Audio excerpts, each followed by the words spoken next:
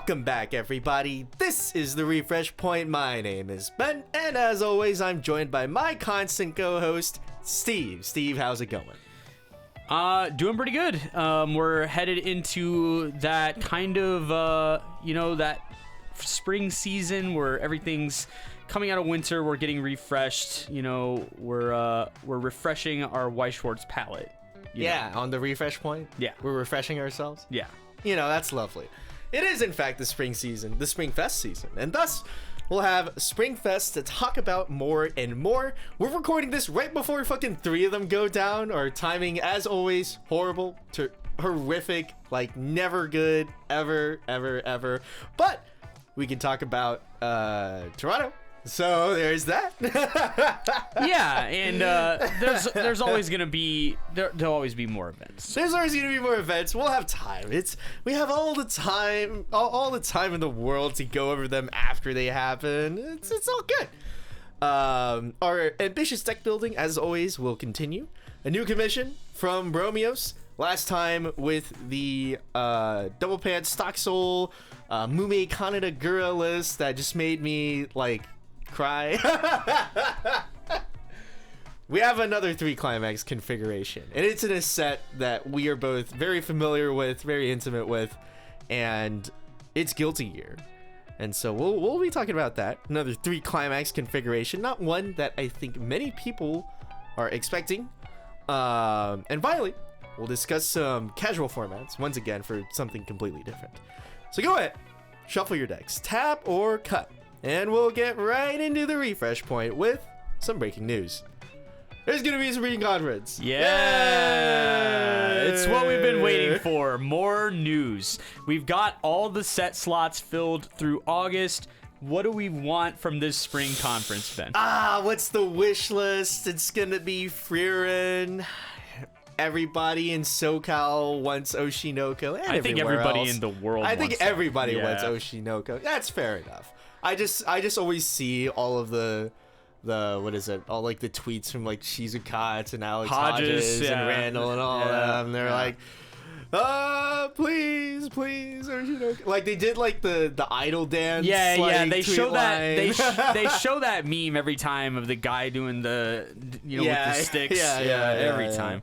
For those of you who may not be aware, they announced a new spring conference. It's a classic announcement of an announcement. Right. So That's this is going to be April 18th and 19th, depending on what time zone you live in. Yeah. Which is relevant. We do have an international listener base. We do. So I believe to be clear. Yeah. Here in the U.S., I think it's the 18th. Yeah. So we'll be looking forward to that. Luckily, our timing is legendarily shit for Springfest, but it's going to be awesome for that because the 18th is going to hit right before our next record time. Yeah! So hashtag calculated, hashtag we did it on purpose.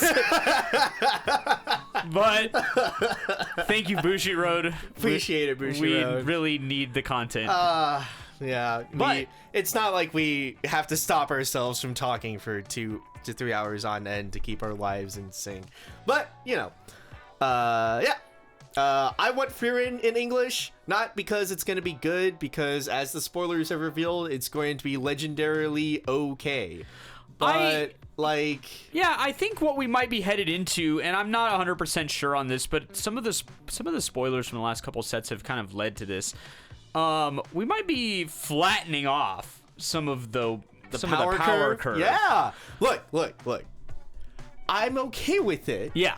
If they don't go back to ramping up the power curve. Because what happens is if you have a long enough period where you flatten the curve, but then you go back, now everybody that had, because Weiss is like a very your anime is probably getting one set kind of game, if they go back to going up the power curve, well, but I bought Frieren. Well, and then everybody else got better and better sets again. That's the risk, unfortunately, is that you never quite know where your set's going to fall in the meta. The upside is that if you are good at the game, then a lot of sets will just work out. Yeah, it kind of doesn't matter if you're just skilled. Right. skill issue. I mean, But Darkness guy got, top 8 in the last 2 Houston regionals. yeah, I think, and I think we've done a good job at least like explaining that point that like if you stay dedicated to the set you want to play, there's a lot of stuff that'll just work. But what I will say is it doesn't feel good to be surrounded by the spiky sets when you're the flat set.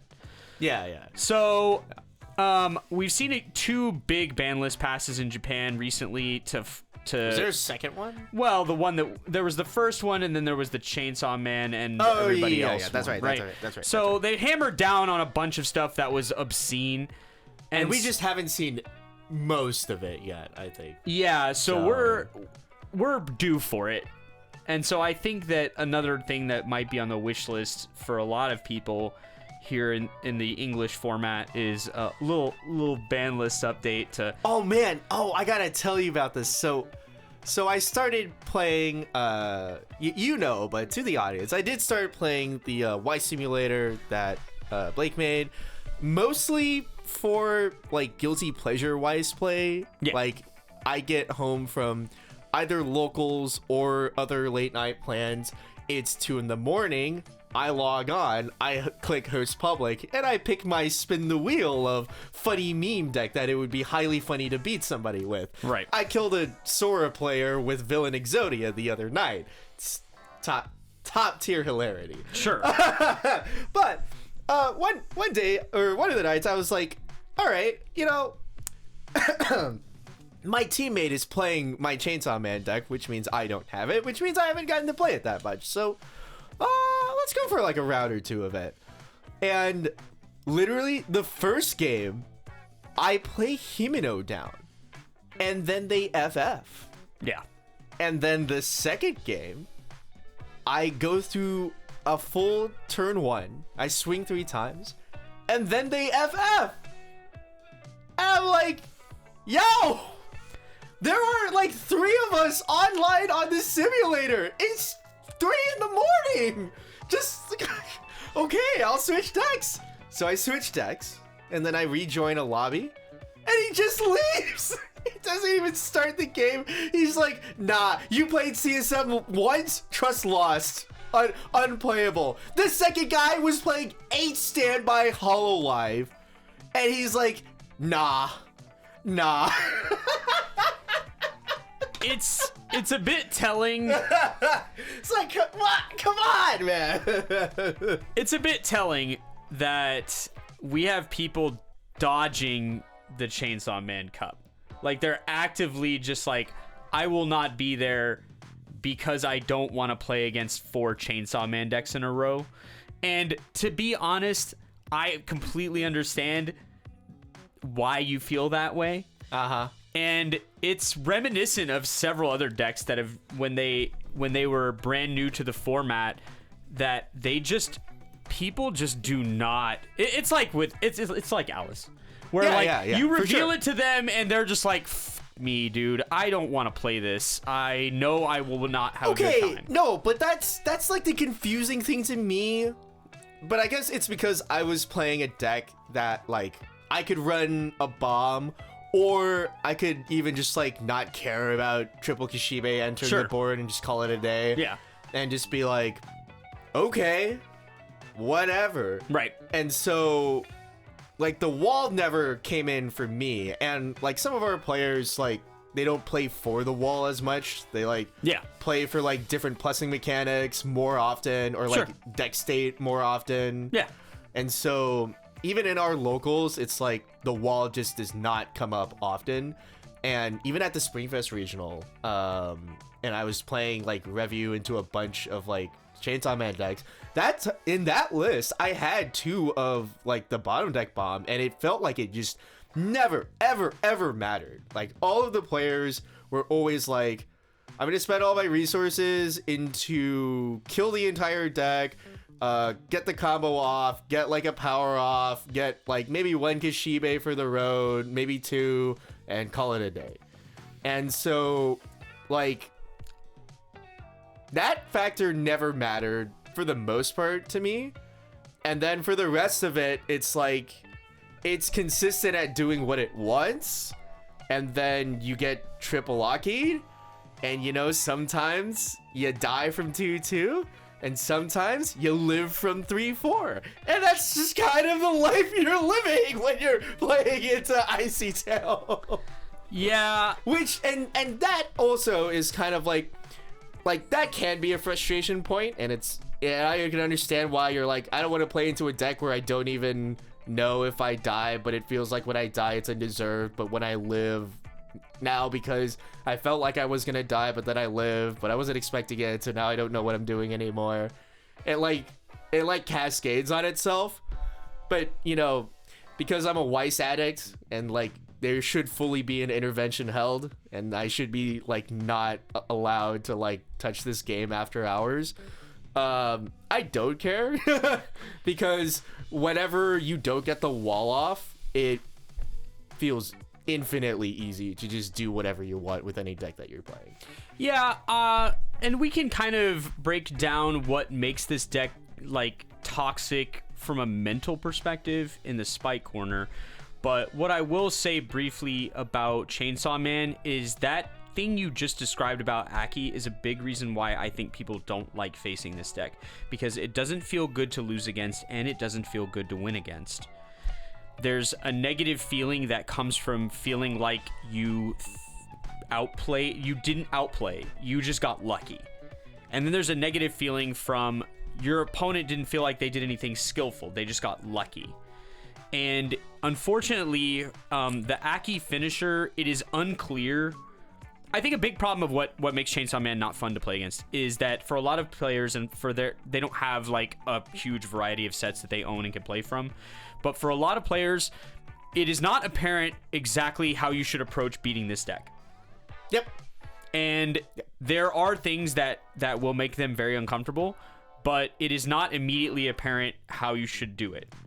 And so we can talk about what each of us think is the strength and weakness of the Chainsaw Man deck and why it is the way it is, but it's not going anywhere until they do something with it on the ban list. So like you can avoid it all you want, and if you're not interested in like really hard competitive play, then I get it. Like it's not a great time, but like if you want to win worlds, if they don't change it, like you better get real comfortable with it, because that's gonna be a big part of the meta. Yeah, it's definitely, yeah.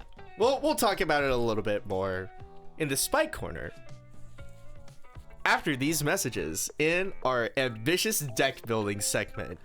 We are open to ambitious deck commissions. We still are. We're so open. We got so much time.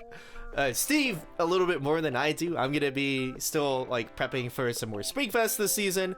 But if you want to get your deck played by either me or Steve, and you can personally request one of us specifically does it, you could go on to www.ko-fi.com/refreshpointws, and you can go pay us $5 to play whatever the fuck you want us to.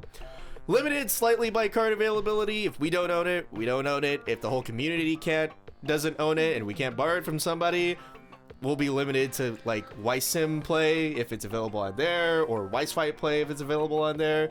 So, you know, like if you're coming at us with it would have to be niche old Japanese cards. Yeah. That's literally the only thing we won't be able to source. So if you want us to play Sengoku Basara, that might be a hard ask. That would be a hard ask. But I got Mob Psycho. I got Dragon Maid.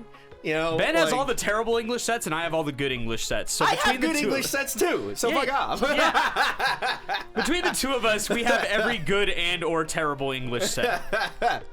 So we can make it happen for you. So come on down to our coffee page, and if you'd like, pay us $5 to play whatever you want and talk about it. Just like Bromyos did. What's crazy is that I don't know how many of our listeners are active on the Weiss Discord. The Weiss Discord has a particular fascination with one set. What's that? It's Fate. There's a literal tracker that people keep called Days Without Mentioning Fate. And it's a constant meme because it doesn't happen. It's every fucking day. Wait, and really? So, yeah. Fate? No, Fate. People love Fate. And for obvious reasons, right? It's a very beloved property. But people will shoehorn Fate into every conversation about Weiss Schwarz. And I'm shocked that we have not received any Fate commissions from one of these people. Because, like, there are some people that is the only set they're interested in.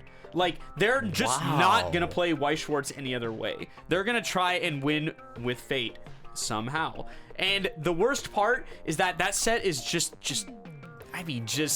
this close, right? Yeah, just like yeah.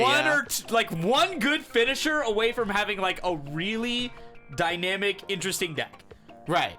But sadly, it's probably not going to get any more cards. Yeah. And so it's just leaning very heavily on the fact that it has some old broken shit that like they're just never going to be able to reprint. Yeah. So we do have to clean up some of our ambitious set commissions that we had. Yeah. So JoJo's. Cue the piano. You played some of it. Yes. So what do we think? I've played a few games with it, and honestly, if you're against a deck that I played it against Chainsaw Man and Spy mostly because those are the decks I tailored it to beat. And against those decks, it felt very reasonable. Like, more reasonable than I thought. Obviously, I have to take the game in a different sort of pace. Because when you like having a cost 0 bottom deck bomb works really well against those decks and makes them very uncomfortable because both those decks really want to lean hard on those cards and keep them on the board for long periods of time. And when you won't let them, then they kind of get annoyed. Especially because Spy likes to have a slower sort of pace to the game. And a big way they achieve that is by spamming the level 1 defensive effect along with compressing using markers. And when you deny both of those things, because they get bottom decked before they can even use their defensive ability, then you open them up to getting beat up. And so in particular, Pant's Choice feels like it has a very difficult time when that happens. Like you don't want that to happen under any circumstance. Right, yeah. So against those matchups, it felt fine. I you know, it was like 50-50 basically in terms of win rate. I was really close to beating Chainsaw Man. I just over triggered and he blocked on the over trigger damage on the last attack. But the bar finisher blowing up their back row is unironically piss annoying for them. Because a lot of times they put a whole bunch of their extra Himinos into stock. Yeah, and they just don't have access to another one. Or their stock is very limited and they just don't want to waste resources sculpting this thing again. Yeah. But at the same time, if they don't have like what they need, they kind of got to do some work, and so you can really annoy them with stuff like that. But it is a deck that, I mean, it reminds me of older Weiss decks where it's like you kind of just need to block sometimes, and like if it doesn't happen, then it's like, well, throw the whole deck away. It's just kind of over. But I like most of the card choices that I made. I don't think the pay 1 tap 2 to mill and salvage combined levels 0. I have not used that once. Wow. And I find Fair enough. I find it's mostly because I'm frantically brainstorming every single turn. Okay, that's valid. Because my deck state is usually not good. Yeah. So either I blocked a bunch and we need to push, or I didn't block a bunch and we need to push. But in either case, it's one of those things where it sounded better than it was. I still want it in the deck because it's a very nice level up choice, and there are going to be occasions where it works. I've only played like 5 or so games so far, but that card has felt like the worst card. Every other card I've at least put on the board once. Right, yeah. But that card I actually have not used at all. That's so crazy. Yeah. The minus 500 to all guy, also very hilarious. I mean, he's a drop surge. He's fucking great. Yeah, he's fantastic because he also denies amazing. the bottom deck bombs and the random annoying 500 powered characters that you find in some decks. Oh, yeah. And so Spy has one, Chainsaw Man has one, Atla has one, and Overlord has one. So that are like 500s that they want to just slam. And so like just randomly killing those guys is hilarious. And so yeah, it's not horrible. Yeah, obviously. It's not good. Yeah, obviously. And like where it falls the flattest is in the end game. Like you're just not gonna have a lot of packets, and the packets are going to be huge. Yep. So you really just need them to be in a state where a 4 will land. Yep. And if they block on 1, it kind of feels like they can. Yeah. Like if as soon as you see block on 1, you're like, well, we got something now. But the Narancia that mills 5 and then deals damage equal to the number of climaxes, that feels kind of good too. If anything I would change, I would add more of that card, just because the chance it's hard to combo off with a bunch of the bar combo. Like 2 is probably the max. And so if you ever have extra resources, that's kind of where you want them to go. But I don't think I've reached any end game where I've had that many resources, where I was like, I'm looking at 8 stock or whatever. Like that doesn't seem to happen, because you're kind of using all your resources like slowly throughout the game. You're healing so that you can live. Yeah. Well, and play keep the your game. hand up is exactly. the biggest thing. Is like you got to keep your hand up, especially like you have 2 fragile level 1s, and a fragile level 3 early play. So you kind of got to keep your hand up. But other than that, I mean, it's a very good Weiss deck for 2017. Like, yeah, for sure. Yeah, for 2017. When was it released again? I don't know. It wasn't that old. No, I think it's like 2021. It was 2022. I think it was 2020.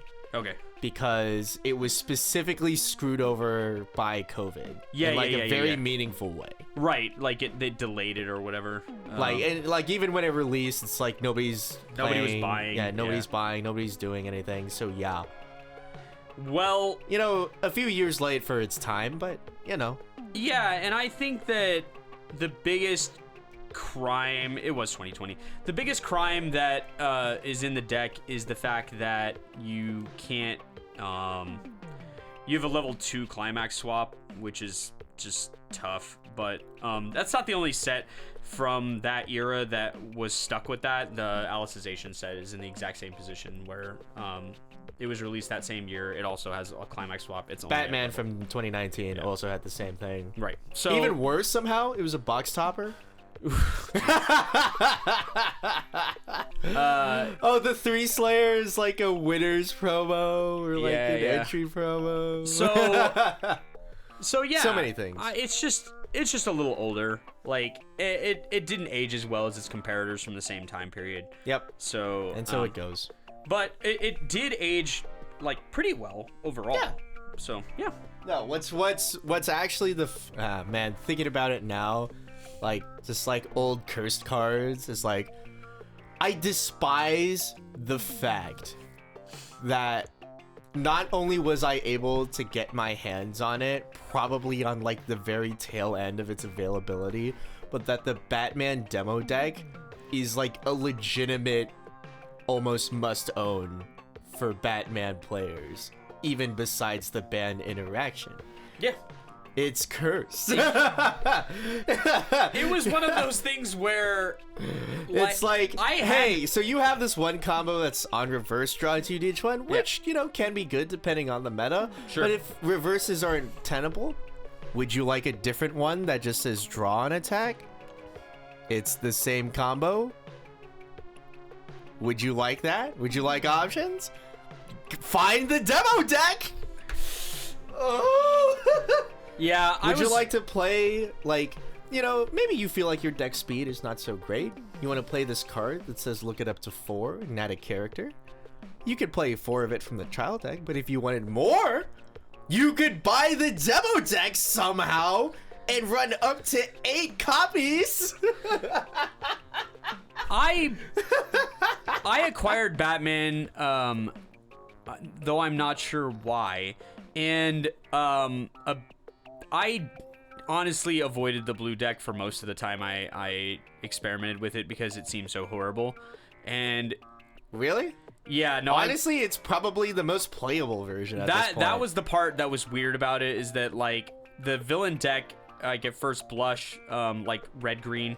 Oh yeah, no, villains are sick. Villain Exodia that I mentioned earlier is some of the funniest, but oddly functional. Like, oh yeah, no, I wasn't Weiss playing that. I was playing shit ever. I was playing the burn 4 thing. Yeah, like the Harley Quinn door combo. Yes. That's also like pretty functional. At like, the time, it was like, this looks fine to me. It's Yeah. like level 1 combo, reasonable bar. Level 3 combo, reasonable door. Yeah. I was like, sure, yeah, Exactly. let's run this. Yeah. And the only Batman I played was like the blue one, the Ricky or whatever. Yeah. The poverty Ricky. Yeah. The salvage. Yeah. At Mills too. Yeah, oof. Yeah. But like, it's literally our only clock option. Yeah, it sure is. Uh-huh. So we gotta run it. And I think it's still like not cheap. Like, really? dollar wise. Oh, actually, that's funny. In its era, it was very expensive. It was like especially the foils, they were weirdly expensive. But man, what I hated about that the most is that the foil looks strictly worse than the base rarity version of that card. I think that the people at Bushiroad, if they're listening, if anyone that works there or does card design there is listening to our podcast, please, do not make a foil with the darkest background possible. It's going to look like crap every time. Every time they print a card that's foil with a black background, it looks awful. And the problem is that Batman is kind of a brooding character. And But so they literally his had background like a tends light, to be black. But they all the had time. a light design, like the base rarity design. If you had just foiled that, it would have looked sick. But then they just took generic Batman brooding in the dark and made that the SR. Yeah. Yeah, it's one of those things where it's just like you could have just not, but yeah. All right, we super tangented, but Bromyos once again has an ambitious deck mission for us. It's Pants Standby Bar Guilty Gear. Yeah, so he sent us a specific deck list this time to look at, and so I reviewed it, and to be honest, I like most of the cards in this deck. Okay. I think I have played with most of the cards in this deck, and I find them to be like some of the best cards in the set. My beef with the build at first blush without playing it comes from basically 2 places. One, for some reason there is 4 of this Testament Drop Searcher, and it's just not that good in my opinion. It's a fine card to run 2 of, but we certainly don't need 4 of it. It doesn't really like do anything that merits that. It's just a regular type of card, which is fine, you know, like we have some card slots to play with, but only running 1 of the Amelia helmet also does not make me feel very comfortable. Yeah, we have 6 drop searches. Like, that's kind of the moral of the story in this deck. We have 6 drop searches, and that's 6 too many. So, like, some of those drop searches probably will end up leaving the deck just because they're redundant. Like, the Jacko one is just infinitely better than the Testament one. I think running multiple copies of the helmet is actually really nice. Yeah. So when I was playtesting some standby Eno, and I was running in like it was like 3 helmets. Yeah. But like the real answer is that being able to stash things in your clock to just salvage later off your salvage brainstorm, or even just to salvage off like a second helmet later on in the game, is a highly underrated feature of being able to like salvage stuff from your clock as well. Well, also, like that first effect just feels like really nice a lot. And the other thing is that you're pursuing a very ambitious deck build. You have triple colors, right? And we have 2 different level 1 colors.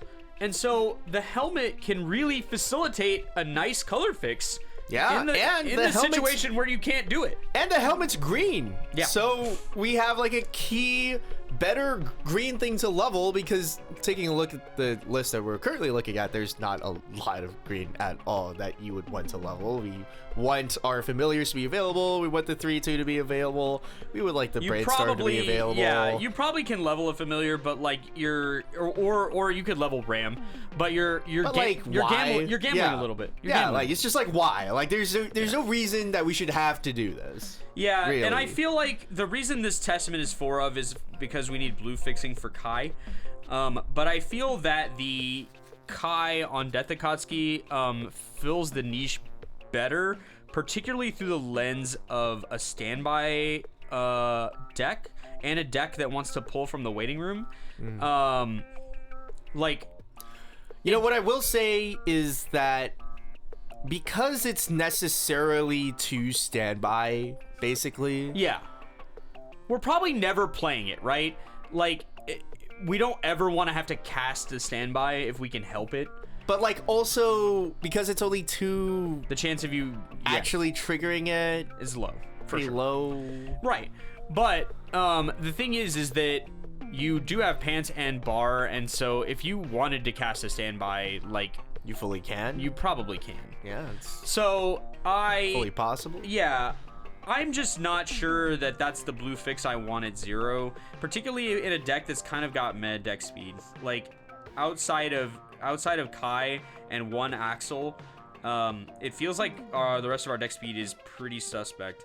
So I will play the deck as advertised, but I think the first change I would make... Well. The commission was to try our hand at building it. Yeah. So, but it has to be this climax lineup.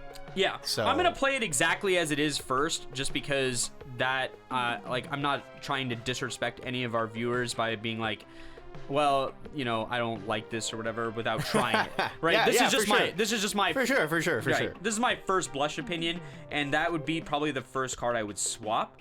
The rest of the 0 lineup looks pretty reasonable. Fairly reasonable. Yeah. I legendarily hate Fumio, but we'll give it a go.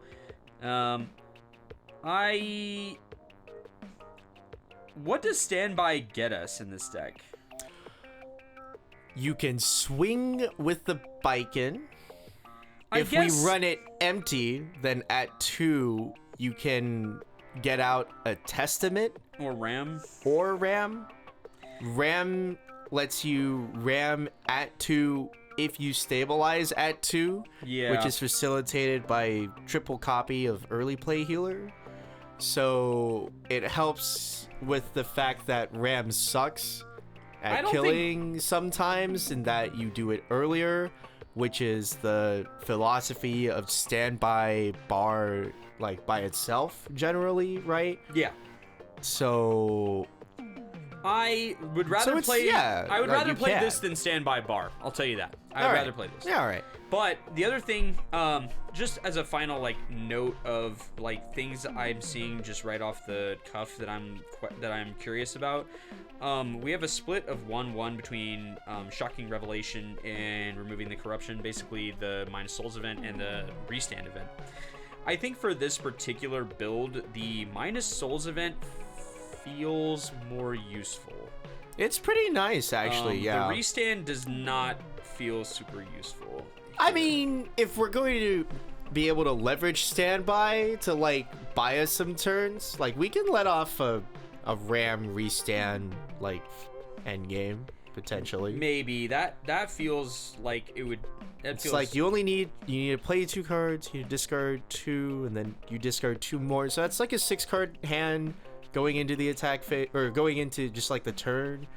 What you really need is the stock. So it's 4 to do fully, but then let's say we swung, you swing with Ramlethal, the 3/2 Ramlethal last, so that you can restand it. Yeah. Let's say, and so it's pay 2, swing, pay 2, swing, and then it's on attack declaration. You need the 4 stock though. Right. So probably going to be, that's just an 8 stock play, isn't it? Yeah, and 8 stock's not an unreasonable amount. Playing either of these events is going to probably necessarily lock you out of some other stuff. It locks you out of Testament for sure. Because both of these plays feel like they are specific to certain game states. Or if you're screwed somehow. That's what I mean. Is that and you can't end, or you can't get familiars, or you can't get the bar or something like that. And so that's why I prefer the Minus Souls event, is because both of these events necessarily feel like they're for game states where like things are not going super well one way or the other. But we'll see. I'm open to being completely wrong about that. And previously we have discussed, and we'll probably discuss again, Pants Shot Bar feels pretty... Gold Lewis. Really, the answer is Gold Lewis feels pretty reasonable, actually. Yeah, as long as you can kind of make it happen. It's one of those things where it reminds me a little bit of Slime, where like you are like, it's like you're stair stepping your way to the end game, where it's like sculpt the Kai sculpts the Gold Lewis sculpts the Ram/Testament, then you know, Prophet, right? Yeah. And so it's obvious at every stage what you should be doing and where you should be going. Yep. Because like the path is pretty linear. And then Gold Lewis, much like some of the other combos that are similar to it, it represents a heads I win, tails you lose type mechanic, where it's like either you're going to take a lot of damage and it's going to open you up to getting killed next turn, right? Or I'm going to build a lot of resources and there ain't no way you're going to clear this board. Yep.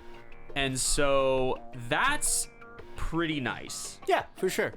The conundrum comes in where yellow is just not good at most of the levels of the game. So I mean, we have an old man. You have some yellow fixing, it's just not good. Do we hate Hakuro? I'm not even running it, honestly. Like, do we hate clean cut? I'm playing the clean cut. Yeah. Do we hate clean cut? No, of course not. Okay. But Guilty Gear is kind of lacking in guys you want to clean cut. Like, it's one of those things where it's like, if you open Ram Brainstorm plus this thing, you're like, sick.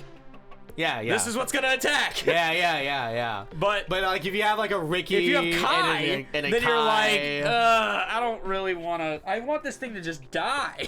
Yeah. Or with Eno, it's like you don't want to attack with that necessarily.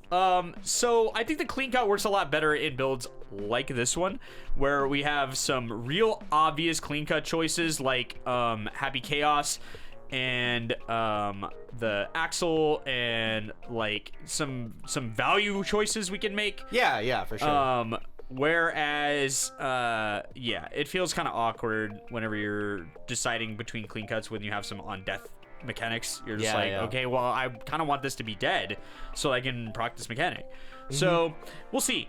And it's good with the helmet also. I mean, there are, and the only other hang up with the clean cut is that 3K can sometimes be awkward in some boards, but like increasingly in modern Weiss Schwarz, if you are 3-5 or bigger, it is likely that you are going to live. Yeah, like, pretty much. Like, unless they bomb it, like, it's likely that you are going to live. There's just not that many characters rolling around with that much power. Yeah. And I know that in SoCal, there's been some experimentation with Standby Gold Lewis. Yeah. And I played some of it myself, and I know you're kind of a hater, but I can see the vision. I can see a little bit of Daisuke's vision here. With what top end? That's like the most that's the most debatable part, right? Is like, what top end do you really want to put with this? Yeah. May does not feel unreasonable, honestly. Yeah. And I'll pitch to you why, all right? I guess it aligns like some of the colors of the deck, which is good. It aligns some of the colors, but also what it does is that it takes advantage of both the heads and the tails. Let's say heads I win. You take all the damage from Gold Lewis, which we definitely have because we standbyed one of them. We searched out any other copies we needed. And we probably have like this Ram assist that's another 2K to just really just get in your face, jam it down. We have the 1-0 Gold Lewis that's like scry off the top to like trigger check and dig for more standbys. You know, like this board is going to be belligerent. Right. And then heads I win. You take all the damage. You're probably 3-1 plus. and now you die to May. Like, you're dead. Like, you need to cancel all the damage, and my finisher says that if you cancel, you will now take the rest of the damage. Yeah. And then if they block it all, well, now you have resources for fucking triple May, like, rolling in soon. It's like, yeah, all right, well, now you blocked everything, so now I get to triple May you with a restand event and now die harder. Yeah, I wonder if that sounds fine to me, honestly. Like, yep. Standby with Gold Lewis feels like the most reasonable, like, way to transition your standbys into something. Yeah, like, all the other standby targets suck. They just do. And Gold Lewis is only 10k and 2 souls, which is not like the world's greatest standby target. But it's also not the worst. It's fine. Yeah. It's totally fine. Yeah. And so Jacko being the double search makes it to where, like, that's just gonna happen. So yeah. And so, like, I don't hate it. It's my question with standby decks always comes with this. Yeah. If I have a turn where I go 1/1/1, is the game gonna be okay? Yeah. Because is what I'm trading for basically 3 damage cards, like, is that going to eventually turn into something? Like, that is more valuable than 3 damage. And I think here it's like, I feel like Gold Lewis can be enough of a payoff. He can. He becomes a question of ways to transition it, right? Right. Where it's like, okay, I have started noticing this more and more is a lot of times I will find myself in game states where I have too much stock relative to what I can actually use it on. In, like, Guilty Gear? Just in games in general. Oh, really? Like, it used to be where, like, when you're new at Weiss, you abuse your stock the wrong way. Oh, okay. Where you're constantly paying 3 or doing stuff you don't need to do. Right, right. But I've caught myself a couple times lately just not spending it. Yeah, that'd be nice. And being like, okay, like, I have a 3 fucking card hand. And I just, like, 9 stock, and I just am not spending it. Like I could save a guy by paying 3 and, like, try to stabilize my hand, and I just don't. Yeah. And that's factually wrong. Yeah, it to is. play that way. Correct. But it has happened to me a couple times, and I think that that's probably the worst thing that can happen is you're taking a lot of damage, or your hand is getting abused, and you have all this money, but there's actually no way to turn it into something because you don't either possess the cards in hand or the cards on board to make it turn the resources into something valuable. Right. And so I think that that's a real concern for Guilty Gear because a lot of their cards, once they're down on the board, kind of do nothing.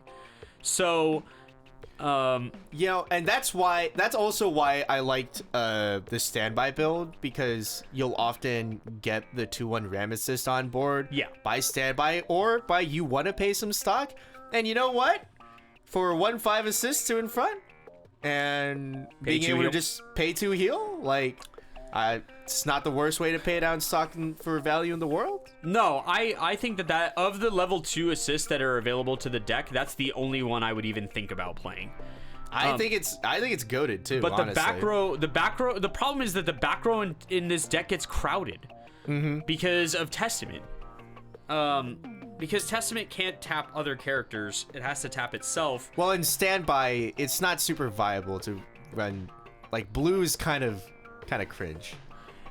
And I guess it depends on your top end too. Yes, because I mean, clearly we're attempting it here. True. If we're talking about specifically, I just in general, there's competing interest in the backstage of most Guilty Gear decks because most Guilty Gear decks want to run Testament. This is true. And so the other thing is that in standby, as soon as you put the Testament down, the back row gets real full. And so future standby triggers get real awkward if they happen on the first attack. Yeah, because now it's like, okay, well, you're not going to stomp on Testament. Like, you literally just put that card on the board to try and use it. Unless you already used it. If you already used it, chance of you using 2 Testaments in a game is pretty low. But also I feel like Testament is that kind of card that you're not gonna play it if you're not gonna use it. Yeah, right? as soon as you stand by, like, you're not gonna stand by it just apropos of nothing. It doesn't do anything.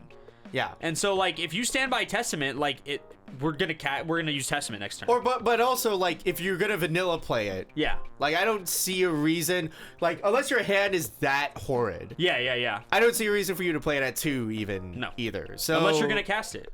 I mean, correct, but that's what I'm saying, right? Yeah. Like, for the most part, that's not kind of a thing for Testament within itself. Right. Like, it's not gonna crowd your back row in a way that matters. Yeah. Yeah, assuming you think that you're just like gonna one and done it.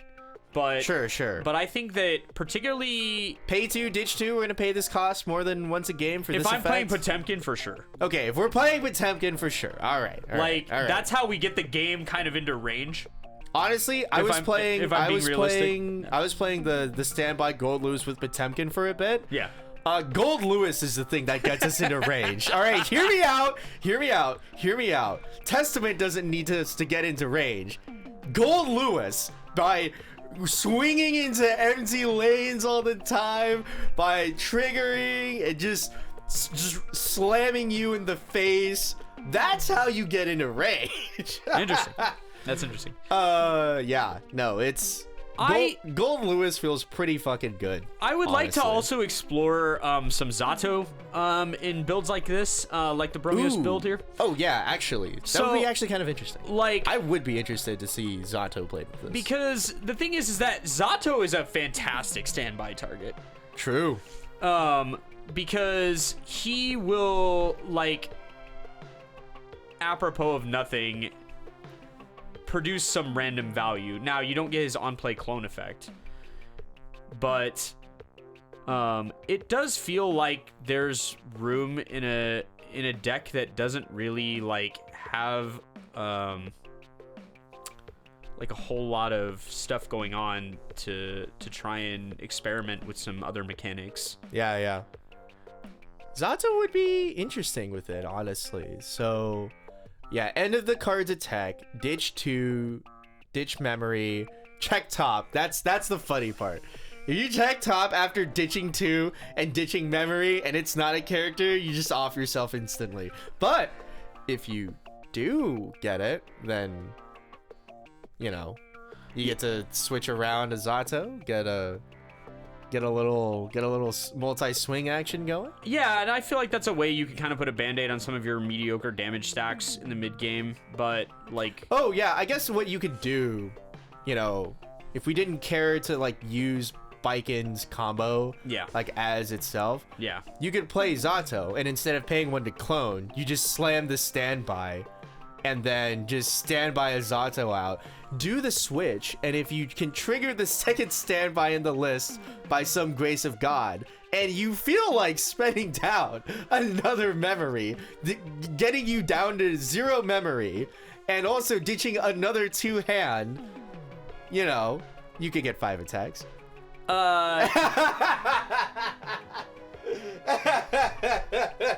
Yeah, I don't know. If you really wanted to. I don't know about that one, but if you really wanted to, if that was something that you were interested in. If I wasn't so... Oh, wait, no. It doesn't exchange them standing. So they both have to be standing. It doesn't. Never mind. Yeah, it's cringe. Never mind. It's cringe. All right. You got me. But how do we play Zato? We don't know yet. No.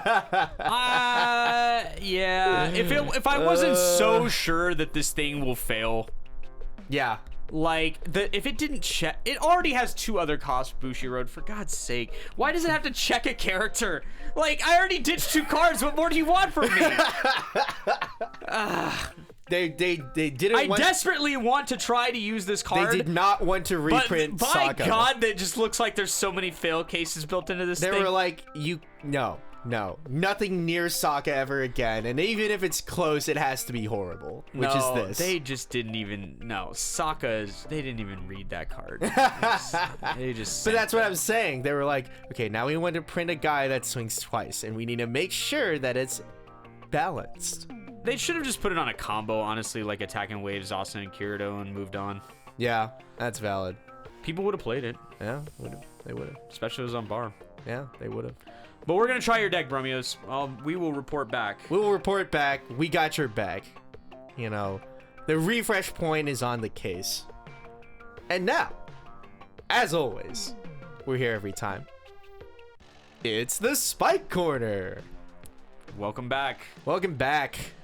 And at the top of the Spike Corner, and we're putting out long episodes recently. Ever since we started taking commissions, to be fair, there's like a lot more room for tangents into like all the different like ideas and things. You know, eventually we like to make decks. It's fun. And like eventually we'll become more disciplined. But I don't know. I love talking about Weiss Schwarz. We love Weiss Schwarz. It's so much fun. Yeah. But let's take a look at Toronto. And I will say, you know what? I'll pull it up because I followed them on Twitter.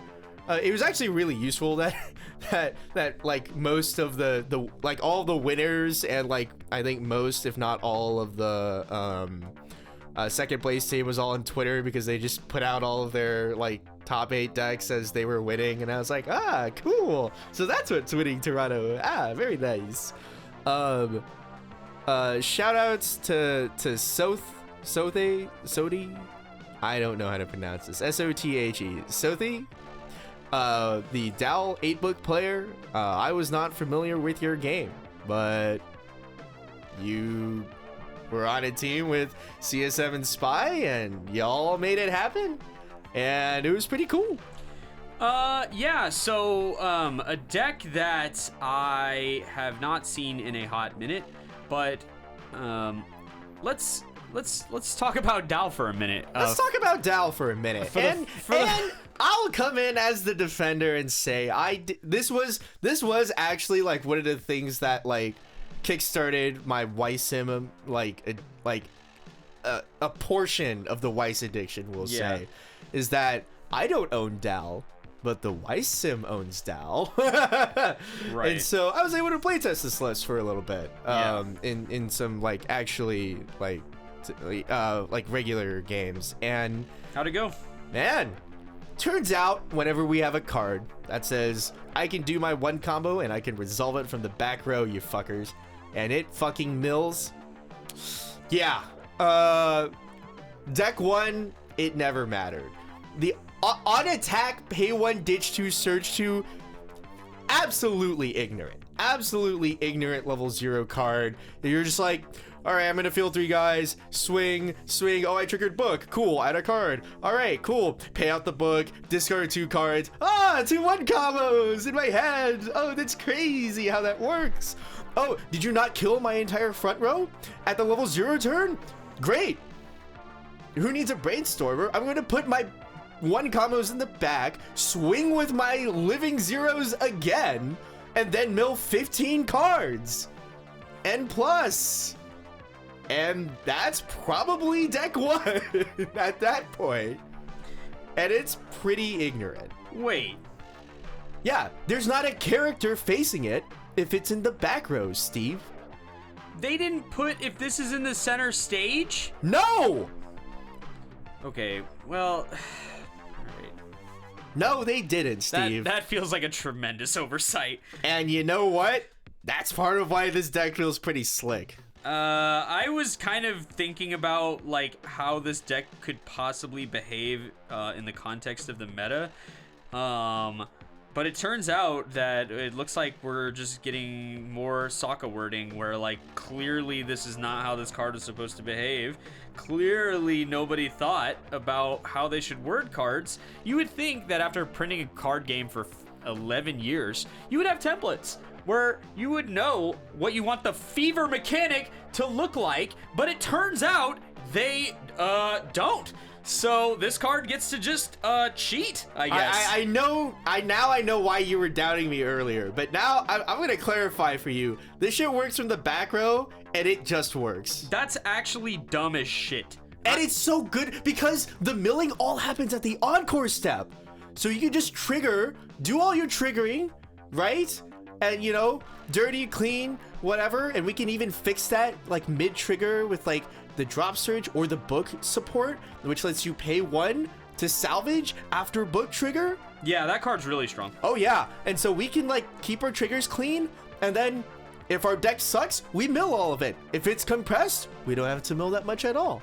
Right. Like the milling timing is actually really nice. Yeah. So yeah, that. What do you attack with? Oh, I mean, Whatever, right? Whatever. Whatever's man. whatever's clever. Whatever's clever. Like you'll swing with the one combo, obviously. Like a good enough portion of the time. If there's lanes, I suppose. If It's there's like a lanes, 7K, I guess. It's gonna be a 7K. Like or 7.5 if you have the 1.0 support. yeah, pretty much. So like fine, whatever, sure. it's fine. It's just fine. Okay, we have JC, sure. We have a JC. And then we have the 2-1-10K that's like draw 2, ditch 2, Stockman waiting room. Yeah. So like there's some swingers, it's not the worst in the world.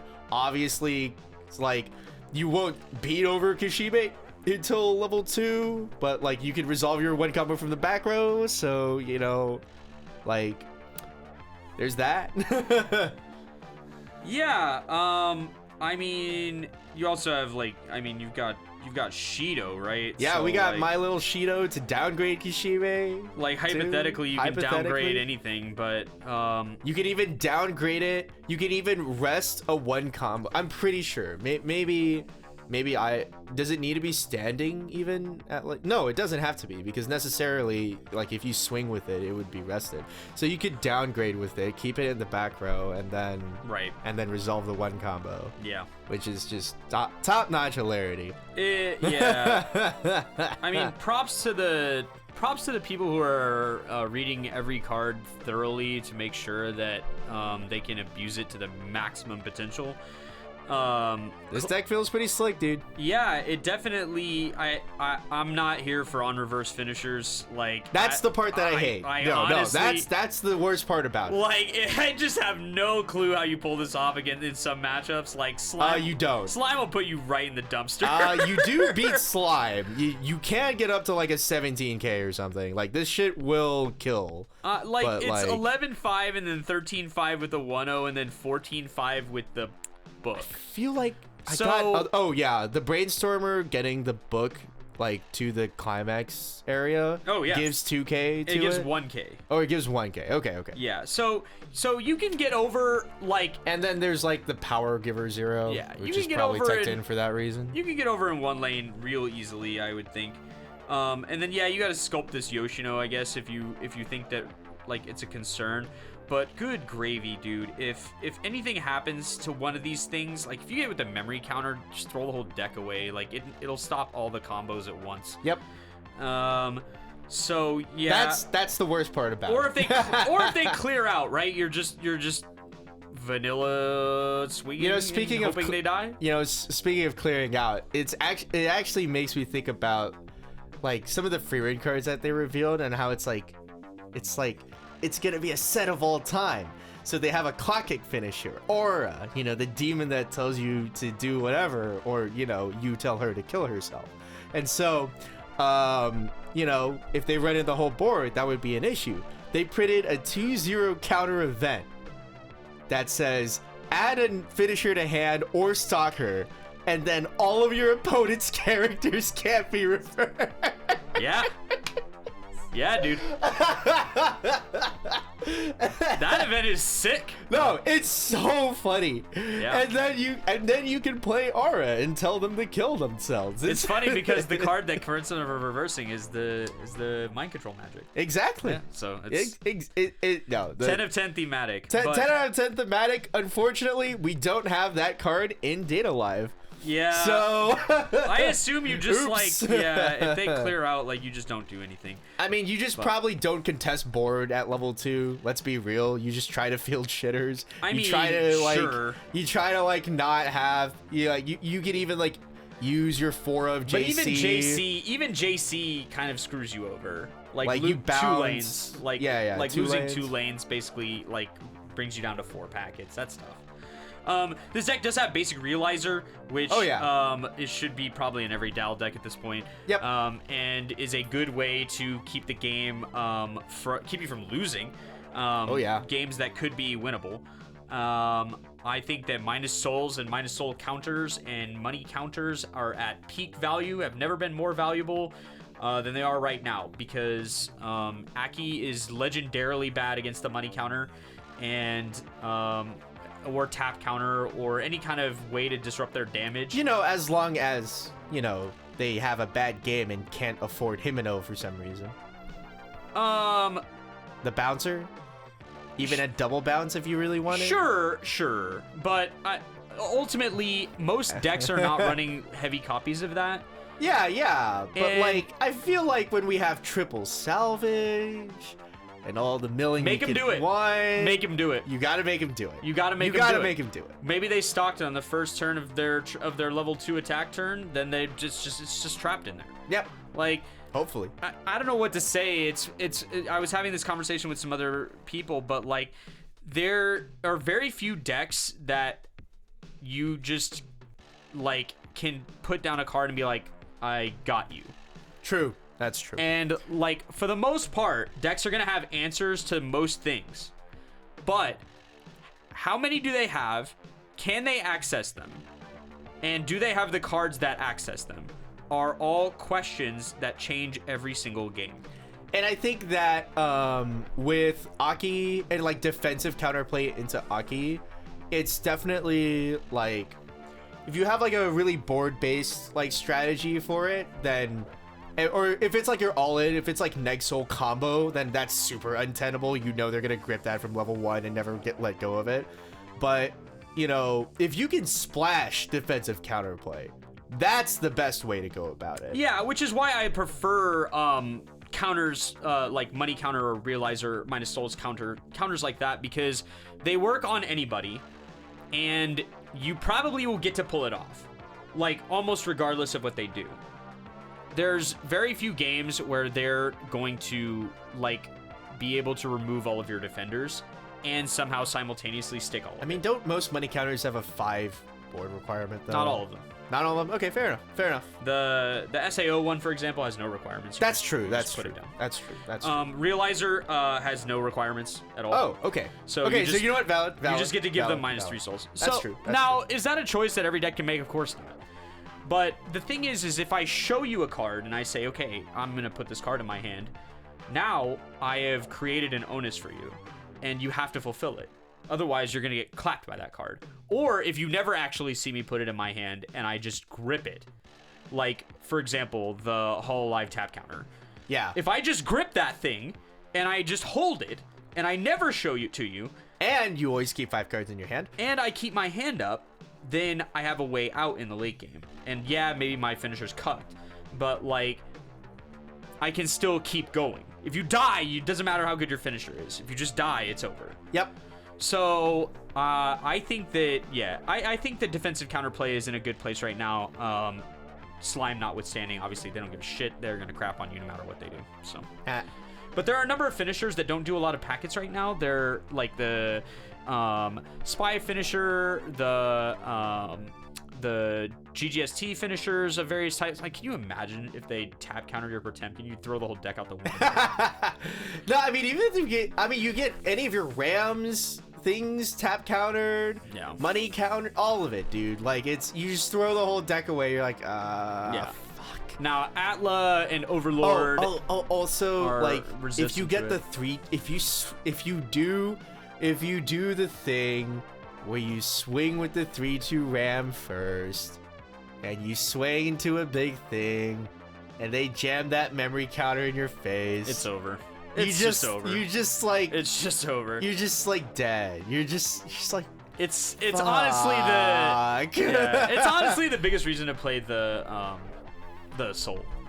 Yeah. Is to try and dull some of that weird counterplay. If you're not playing the Soul back row when you're playing Potemkin, that's trolling.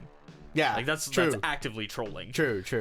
This, you can't afford anything to go wrong. It's just not. Yeah. But Ram is similar, where there's been a couple times where it's just you're getting hostage by their mechanics, and you're I don't have any way to deal with this. Help. Hell. But yeah, congrats. This is a very congrats to I didn't pull up everybody else. It's a very good, but it's congrats a very to good, everybody. Yeah, very that good won build Toronto as well. Sure. Like, this is one of the more unique builds we've seen out of Springfest, and piloted well. The rest of the top 8. Okay, hold up. Looks a lot like what you shout think out it would to look like. Luna Pions and Isakajden. Yeah, there we go. For winning Toronto, and shout out to the finals opponents as well. Not to expose myself too much, but I know that's Luna Pions. Pions. Yeah, because that's the sound like a rabbits make in anime. They go pion pion. Oh, okay. Yeah, all right, that makes sense. Anyway, now that shout out to Luna Pions. now that I've been exposed. And shout out to their finals opponents, including a player of the fabled 8 Pants slime list that I think we were talking about it literally like last what is it, just like the last episode. From like Hakase's build adapted slightly. I think this one managed to fit in the Shion and managed to like have some other things going for it. Like the version, it's literally the Himeno, but it searches one or no, it's like a different cost. So it's like it's a Ranga 1-0 that is on play if you have another character, be a 6/5, gain 2k, and then during the turn in its place, on reverse, pay 1, rest a standing Demon Continent character. So like this is assuming you have something in the back row, like a level 0 combo that doesn't rest itself. Right. To rest, and then you can search for a character, presumably Muron or Shuna or anything else that you may desire. Right. As like a cheeky one of, like, just to help your one game be not just like the bonders. Just I don't. Why not just put Mask there? There is Mask. No, I know, but just like, why is that? Just play 3 masks, right? Like, I don't know. I mean, why take the risk? We can swing. But you can swing with this guy. I guess. Like it's gonna be a 7/5, or if you put him in the middle, 9/5. Or sorry, it's gonna be a 7/5, or if you put him in the middle, an 8/5 character that rests your 0 combo for joy. It's fine. Right? It's fine. It's fine. It's fine. Like, we have no level 1s. I guess it makes sense. Yeah, like your level 1s are just the bonders, so this gives you another option. Sure. Right? It's fine. It's not the worst. No, I just.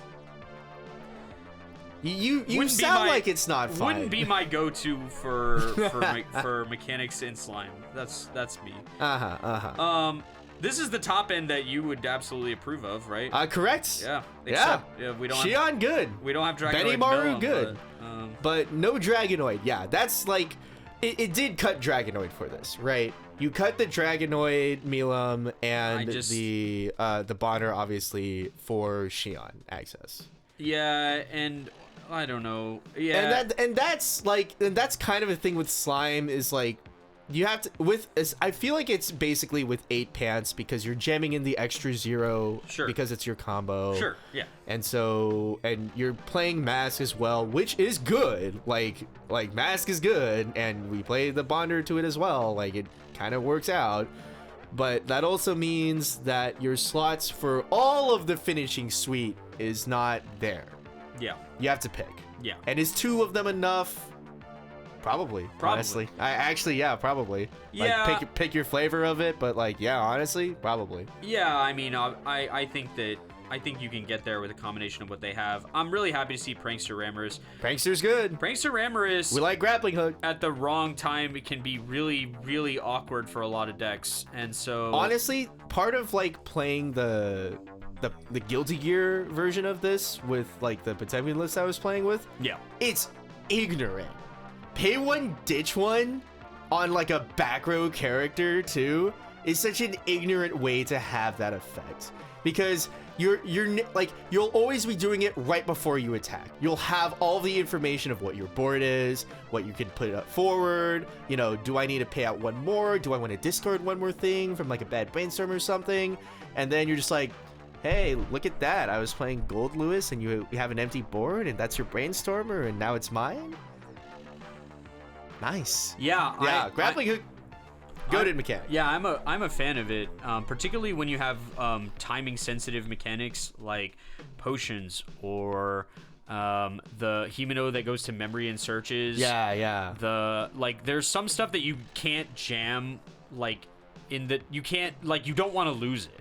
Yeah. And there's a number of supports that are absolutely crippled by that mechanic. It can get rid of Shuna. Like, there's just a lot of good ways to use it, assuming you have the board to like create the lanes. That's the trick, right? So not every deck is going to be able to exploit that, but Slime absolutely can. Yeah, it turns out we got, particularly in this deck where your center, all these guys, your center position guy can be like 9/5 or some shit. Like, it's ginormous. So, yeah, it's +1/5 to middle, so it's like 9K. 9/5 if you have, like, it's 9/5 if you have the full back row and a 0 on the board. So, like, for like a 1-0, but like it would be for the it'd be the like clock bonder or whatever, yeah, right? yeah, That's yeah. gonna be in that position. Like, that's like it'll be a 7/5 with 1. it's guaranteed to be in that position. Like, that's and then what's if gonna you be put there every down, time. if you just put down a second like combo to swing with, Yeah. as will often happen. Yeah. Now you're a 9K, Yeah, for sure. and then you play a climax. It's a 10K, so die. Yeah, exactly. yeah. And so I think that the 8 pants is a reasonable approach. I love the deck name. Don't double trigger. Those are facts, man. I mean, that does kill that deck instantly. how to make you lose in one quick second. It's honestly literally how like Hakase lost to me when he was playing it at Worlds. Like, Yeah. we mentioned it probably way back when, but like to recall it, like he basically lost because at the end of his Muron turn he double triggered, and so now we have a full deck with like a climax or 2 in it, and I have double Shion Yeah. and a burn 1 from Mila just right on top, so die. Yeah, exactly. It's never great. Yeah. Pants is one of the very cursed triggers at the end of a deck, because you're like, well, my deck is refreshing, and yes, I could add a climax, but that also means that that's one less going back in. Yeah, it's one of those things where it's really good till it isn't. Yep. Yeah, that's like me with Review right now playing it as well. It's like, man, I do want to add the finishing climax to my hand, but am I dead? Does that kill me instantly? Oh, shit. Yeah, exactly. Yeah. Looking over the rest of the top 8 briefly, see a lot of stuff that we've talked about plenty of times before. Overlord gets another top 4. Hey. Like, I think that deck is moved into a nice position in the meta. It's good against Spy. It's good against CSM. Yeah. So I see an Atla 8 standby player, and I think that's probably the guy. Unironically, because it's in Toronto, I think that's just probably the guy that I met at the hostel, like right after we were checking out of Worlds. So shout out to you, man. I gotta pull up your like Discord again, because I definitely cannot remember your name. Names are cursed. It's always cursed. It was cursed from the beginning. It was always going to be this way. We played Weiss for literally 4 hours, like after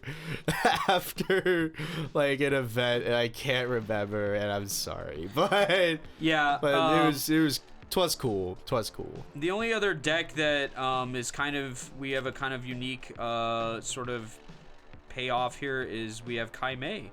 True. So Kai Mei is not a deck that's done traditionally well because its game plan is extremely greedy and prone to bad stuff happening to you. I think it's Jin Moriarty on Discord. I think. Shout out to you. And if that's just not even you, then I guess Jin Moriarty got a random shout out. Talking about this Kai Mei deck, not a lot of surprising cards here. They are running some one-ofs that I have never ever seen in any Guilty Gear deck. We have a 1-0 of this Testament PR that it gets souls equal to the level of the top of your revealed deck, and then when it reverses, you get to top deck them, but it doesn't get power. Nope. So I guess it's for removing like value zeros. Pretty much, which it seems like its best use. They might just like Testament, or I guess it's just for the soul gain, right? It's like if you can put what's her scrying mechanic here? Do we have a scrying? I mean, they're not running. I mean, you have. Oh no, you have Eno. You have Eno. So if you like see a level 3 on top, and it can't give like, souls, right?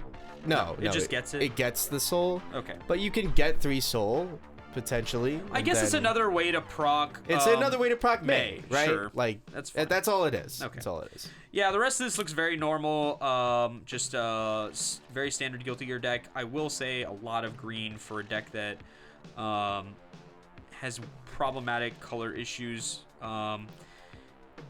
Man, this is a guy that wins coin flips. Man, I'm here to tell you this is a guy that wins coin flips. You're playing both the Zato coin flip and the Geo stock coin flip, and you're playing Geo out of 4 of, and you're playing Zato as a 3 of, and that's how I know you win all the time with coin flips, because I fucking never win. I never win, dude. Yeah, I can never play those cards. They never plus, and I'm just like, fuck.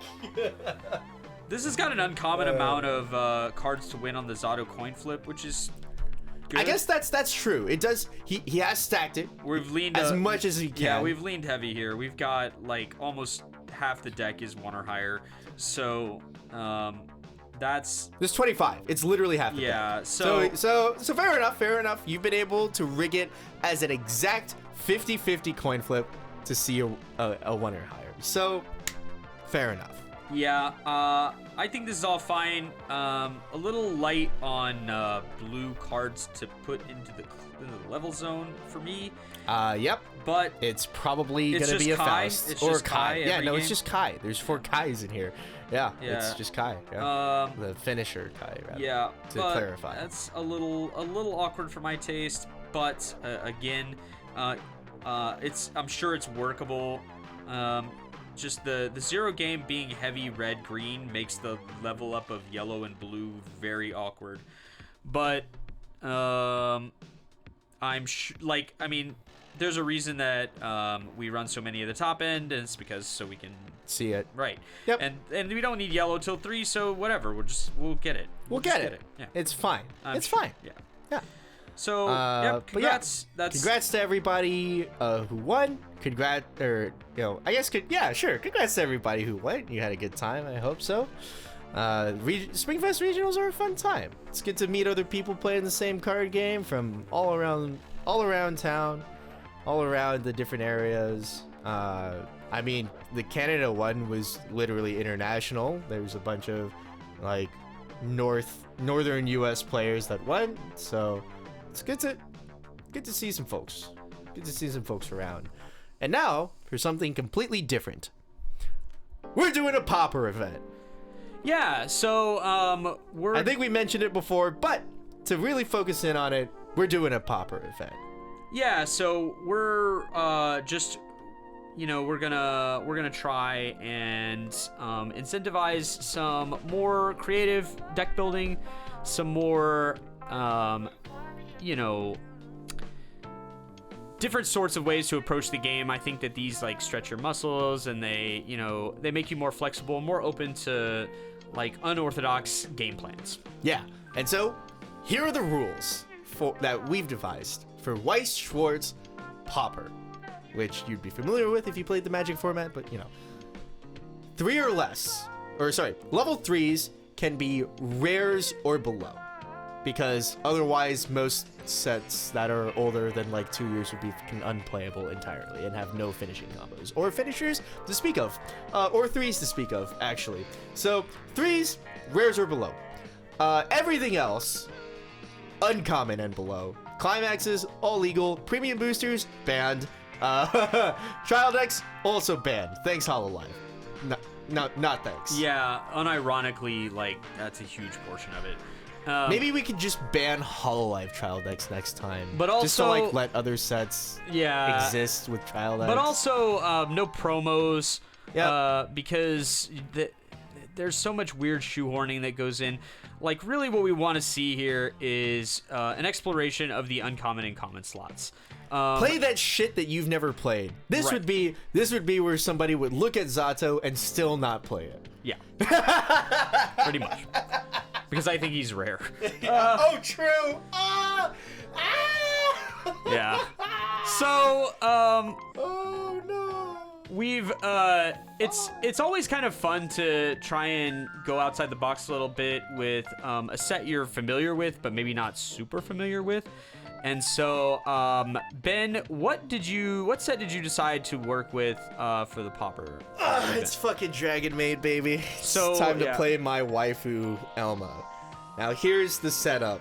Dragon Maid, you know, all the double rares, all the rares that are not like, you know, are not like super jam, they fucking suck. Yeah. You know, like, I guess like JC is a nice 0 to have normally that you won't, but like all of your like kind of good fixing mechanics are just uncommons and commons. Yeah. Our On Death Akatsuki, uncommon. Drop Search, uncommon. It gives the middle position soul. It can be a back row card. It's fucking hilarious. Yeah. Uncommon. Climax Swapper, uncommon. Money Counter, uncommon. Yeah. Stock Swap Event, uncommon. Actually, I'm not sure about that one because I'm not playing it. But Refresh Counter, uncommon. Level 1 combo, uncommon. Let's see. So what's the combo we got going on here? Yo, it sucks. Okay. On reverse, salvage, or pay 1 to salvage 2 unlimited appetites, baby. We're fucking eating. What does the event do? If you have an Elma, play the event. Check the top. Character or that specific event, toss it in your hand. You'll never miss a brainstorm again. Turns out, when you mill like 3 or 4 cards until you see a climax and it fails, it didn't fail. Now we're plussing. So it's we can run many copies of this, right? 8. 8 copies of this event. You're There we playing go. every single fucking one of them. Right. Here's our finisher. Uncommon. It's on pants, so we can get to it. The one combo's on book. Sucks. Whatever. It's a plussing. It's a plussing climax trigger. We did it. Yeah. All right. Oh, and the bonder to the event. That's a 1/0 that even checks the top or bottom to set up the event so that you can like try to see something better. Uncommon. Seems like a fantastic synergy package. So what do we The get at 3? 3/2 Trouble Girl Haruhi. Boom, baby. It's a stock heal. It's a stock heal. Stock heal, or if you're just at 3/0, you can discard to marker 2 of the events, because you can also play the event as a marker underneath the finisher. It gives all copies of the finisher on board 1,000 power. So it's just humongous. Absolutely disgustingly huge. I've gotten this bad boy to 16k defensively. Nice. With before punches. That's massive. Yeah. Trouble Girl Haruhi, for those of you who may not be It's familiar burn with, 1. Yes. It's just on attack burn 1. It's on attack burn 1. It's just on attack burn 1. That's why we run money counters, because we're gonna have to try again. Right. And you're not gonna kill me, because I'm gonna be 13k plus defensively. Right. Yes. And So- we have brainstormers, like actual brainstorms. I could have chosen between 2 of them.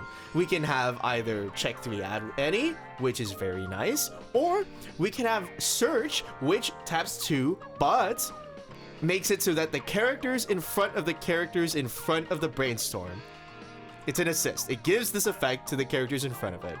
Characters in front of this can't move. Right. So if you have a runner It's randomly troll. Yeah. and I have a reverse brain combo, Sure. You just don't. can't move. yeah. So, I kind of have been keeping my Pauper deck a little bit quiet because I haven't had a chance to play it. But I decided to explore my favorite set in all of Yeah. Weiss Schwarz, which is, of course, Fate. Sword Art Online. Yeah. This fucking guy. All You know, right. we do a little bit of trolling. Yeah. It's all good. So, if anybody Says the guy with the saber keyboard and like the saber keychain and you Yeah. know. Anyway, it's not material. But the point is that I chose Sword Art Online because I thought that having a nice large card pool would benefit me, right? Yeah, how'd that go for you, buddy? It does not. It does not benefit you. So here's the problem with Sword Art Online, and probably the problem with a lot of sets, is a lot of the older cards are so horrible you would never play them. And then the other problem is that we have keyword fuckery in some of the other sets, where we have anniversary sets that Yeah. How's that going for They you? kind of lock everything else out. Oh, they might. So yeah, we're just gonna, a little bit, huh? Yeah, so we're gonna play Anniversary. For boy. context, we're playing Pauper Anniversary only. What a guy. Yeah. For context, we're allowing JP cards for this event. We are. So we do have two. So we do have 2 anniversary sets to pull To be from, fair. and thank God for that. Because did you know that there is no brainstorm at the uncommon or common slot in the anniversary anime set for Sword Art Online? Not just like no good ones, like none at all. There's one brainstorm in the whole set, and it's rare. So, what do you mean you don't have 3 options? I could have even played a different level 0 salvage brainstormer in the Dragon Maid list that was uncommon. So thank God for the light novel anniversary set to produce one brainstorm at level 0 that we can play.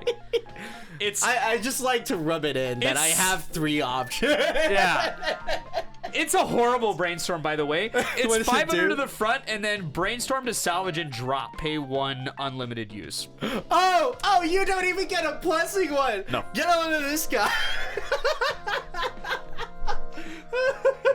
Which is kind of fine because we don't really need it for the plussing. Yeah. So we'll explain why. We need it for the milling. Right.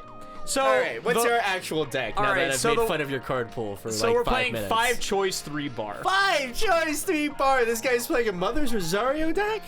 No. Oh God. Oh fuck. Is that even Mother's? Holy shit. What is this? We can't play Mother's Rosario. All those combos are rare. Oh fuck. Your level 1 combo is on choice, and It's on choice. It is on a 102K. It's on a 102K. It gets 1,000 power for every anniversary character. Oh, okay. And then it's on attack. You can either salvage a character or stock a character. Oh. If you stock a character, then it gets 2K cross turn. Okay. So full board, it's 8K. a 7K. Oh, it's an 8K. If you take the 2K. If you take the 2K, it's an 8K? Yeah. Because it'd be 2K 4K plus 2. Oh, yeah. It's an 8K. It's okay. All right. Okay. But like you're not taking that. Like you're gonna have to take cards. Yeah, you have to get cards in your hand. Right. The other Does it have like a 0 lineup that facilitates having a full board at level 1? So that's the other part is that this is a double combo. Oh. We have another uncommon piece to go with it. Okay. So right. it's a 0 Kirito. Ah. And he is pay 1 and tap 2 to salvage X. Level X or lower. And X is the number of the level 1 combo that are in the waiting room. Oh. I mean, but if the one comes in the waiting room, that means you can just salvage it. Right. As long as we have one choice in there. Yeah, how much milling do we have? So we have Floating Castle Aincrad. That's uncommon. Okay. Yeah, okay. And we have some other decent milling options. Do we have any Akatsuki? Do we get that? No. Oh, turns out you don't get an on-death Akatsuki? No, it You turns just- out that that's rare. So we just can't get that mechanic like that? we just can't apparently afford it, question mark. But in any case, Yeah, all right. I think we have some okay deck speed. Not great, okay. All right, what else do we have? So we've got Administrator, right? So, Oh, okay, yeah. And we've got Aggle, where we can clock ourselves like a lot. Yeah, you can just hit yourself in the face repeatedly, Yes. and then once you get the money afterwards, then you can pay for the spammable brainstorm Right. that will not plus you. And Right. so if you've lost your entire hand, and then if we like keep losing the hand, now it gets even worse. Right. Every single turn. Right. Got So it. we just have to hope that doesn't happen. Yeah, of course. And so what we're gonna do is we need to facilitate that into something. Okay. Yes. So we're gonna do that. At level 2, we're going to have the Yuna package coming in hot. Oh my god. Because Yuna is rare The and all of the soul downs are pieces rare. are uncommon. Oh my god. Okay. So all we right. can- Okay. So we can early play Yuna. This guy's a fucking sold out guy. All right. Okay. We can early play Yuna, and we can use our extra money to spawn clones, right? Yeah. So we got that. Turns out Demonic Sword Graham is uncommon. Oh, okay. So we can play that too. All right. That's okay. All right. That's pretty good. And then we're gonna need a way to win. Unfortunately, all of the ways we would normally win are not available. So Okay. how we're gonna win? How are you gonna win? We run one level 3 combo, Which is Argo. Argos are rare? Yep. That's fucking funny. I'm running, How many copies of Argo are you running? I'm running 3 Argo and 1 of its climax. One choice? Yeah. Yeah. Because my climax swapper is uncommon and 3,500 power. Hey, that's a plus right there. I can just run 4. Yeah. Is it like consistent, like defensive? 35? No, it's on play. It's the Lisbeth, the red one that was played very commonly with the Alice deck. So. Oh yeah, I remember. Okay. Yeah. It's like the Lisbeth. Yeah, I remember. No, all the side girls. Yeah. I got you. So that's what we're going to attempt to do. Whether it will be successful or not is another question entirely. I will say on terms of like things that we missed from the higher rarities. They did print an assist for the Elma deck that's just a level 0 that you park in the back, and if you trigger a climax, you can discard a climax to salvage. Now then, you'll remember that one of those climaxes is book. Yeah. But you know, it's book pants. Spare climaxes go to our hand all the time. Right. So yeah, I do miss that. That was nice. And now we don't have it. Yeah. So unlucky. The other part of that Kirito Zero is actually kind of funny. What does it do? It says, at the beginning of your opponent's attack phase, you may choose one of your anniversary characters and run it to the middle. Oh. So you can kind of randomly troll with that card. If the board state allows it, it turns basically anybody into a runner. Yeah, that's interesting. Maybe it's something. I don't know. Oh. So I get a 3 Slayer in uncommon. She's a Kobayashi. It's a 3 Slayer that says no backup, no event. That's good because that's gonna work really like gangbusters against my Unicombo. Yeah, it will. It's actually gonna feel really nice. But in any case, I do also get to slot in the Mito that's 4,500 power if you only have 2 characters. And it's level 1, so it's like the most grief level 0 imaginable. Where you're just like, I put 2 of these out, you can't do anything. That's true. Oh, actually, so yeah, on topic of like zeros that we're running because we have to run them. I went into blue zeros and there's a Lukua. That's so fucking okay. It's a 4K off turn. During the opponent's turn, it gains 2K. So on turn it's a 2K, but if they're big, how do we keep this card? Well, hear me out. At the beginning of the Encore step, you can rest this level 0 Lukua, reveal the top card of your deck, and burn the enemy 1, plus the amount of soul icons in the trigger of that revealed card, and put that card into the stock. Now, what does that sound like to you, Steve? Does that sound like an attack? Sort of. Yeah. That's what we could do with it. I guess it's fine. You will miss all trigger effects. Yeah. So every time you reveal a pants or a book, you'll just die a little inside. You'll just want to off yourself. But, you know, you get a 4K on their turn, they can fuck off. Yeah, that's something. That's something. In Pauper formats, it's going to be really kind of, that'll be a real strat, is like people will play cards that are just randomly overspec because you won't have good ways to deal with it. Yeah. Just be like, oh. Dude, I had, like, in initial playtesting, I had one of, like, the 3 Slayer, but then I was thinking, like, it's Pauper? Like, early plays are probably, like, people are going to try to fucking jam those things. If they can. If they can. I guess that's true. It's difficult to explain how limited my options were. Every level 1 combo is rare, except for this one. Like every other one in both sets. It's actually disgusting how few choices I had. Like, not every one of them, but like the only other combos that were available were like the red army combo, where it like spawns dark territory characters, or like just the most miserable combos you could think of. So yeah, Pauper is fun in the sense that like you get to kind of go outside the bounds, but it's worth mentioning that you're probably gonna have to like really think about how you approach the game gameplay wise, because you can easily like kill yourself with play. Yep. And that was something completely different. And also, our show for today. We've been talking for so fucking long. This is probably close to like our Clinton episode. I remember that being like a little lengthy, or like a Riaz episode maybe. And to be fair, I guess, ever since we started taking deck commissions, like our ambitious deck building segment has become not just like an optional, but a constant and a mandatory, and actually we were paid to do it, and so we have to, even though we love to, and it's actually very fun. But it also means that whenever we do other segments, it just like, yeah, it gets long fast. Oh yeah, we'll do better, we promise. We'll do better, we promise. But that's our show for today at an hour and 35 minutes. So tune in next time after your next deck out, and don't you forget to take the refresh point.